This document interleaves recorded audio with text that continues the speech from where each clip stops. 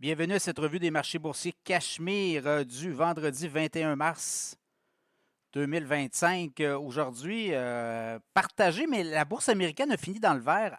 Au dernier moment, on était dans le rouge pendant une bonne partie de la journée.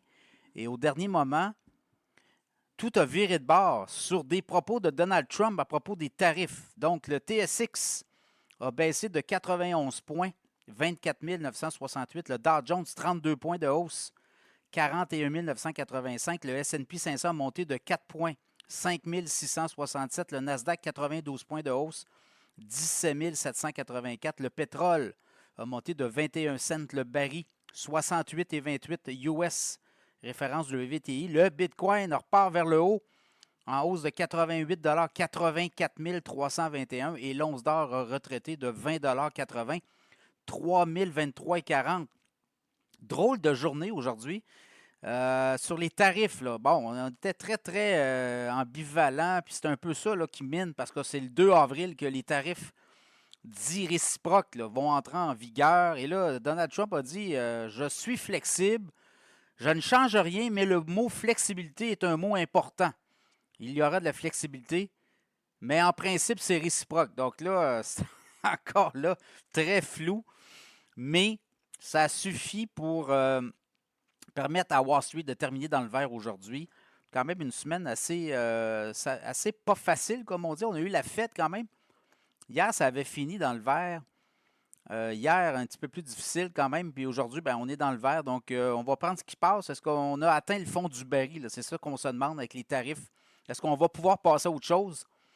Beaucoup d'analystes et d'économistes à Wall Street en ont pas mal assez là, de pouvoir s'expliquer à chaque fois sur les hauts et les bas de Donald Trump sur ses sorties. Là. Donc, je pense que vivement là, le mois d'avril qu'on passe à autre chose.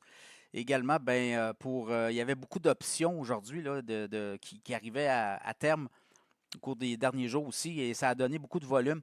Donc voilà, c'est un peu ça. Je regarde le marché obligataire 4,25, le taux emprunt 10 ans en fait sur les bons du Trésor américain.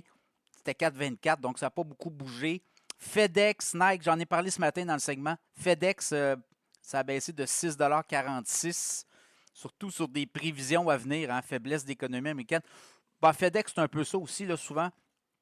On va avoir un trimestre ou deux un petit peu plus difficile, puis on semble vouloir paniquer, mais les choses pourraient se replacer. Dans le cas de Nike, le titre a perdu 5 en fait 5,4 %. Dans le cas de Nike, ça a été une bonne descente aussi. Nike a de la misère. Hein?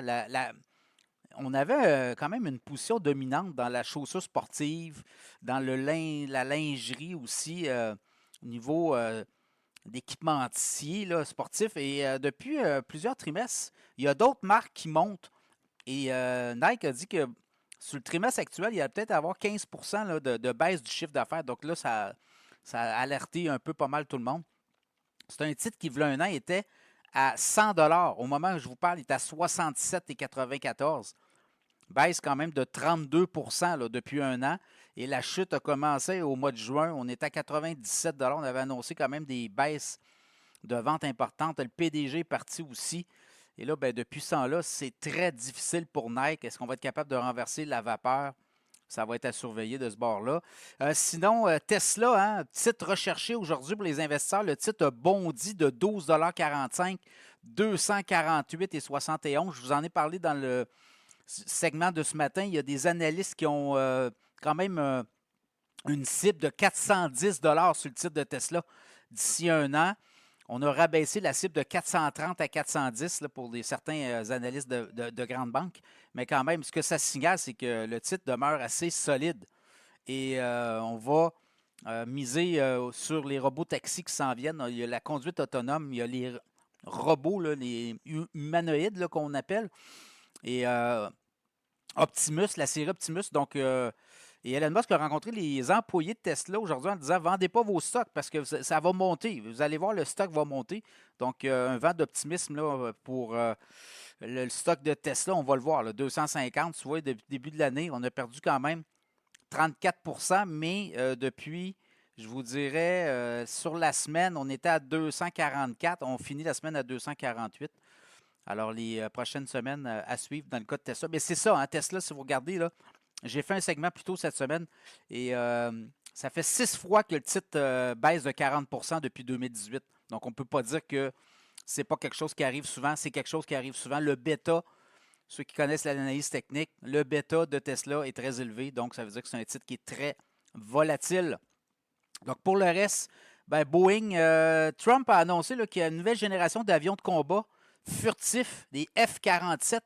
Et Boeing pourrait avoir raflé la mise là-dessus, pourrait rafler la mise. Donc, on a signé un contrat, notamment, le titre de Boeing qui a monté de 3%.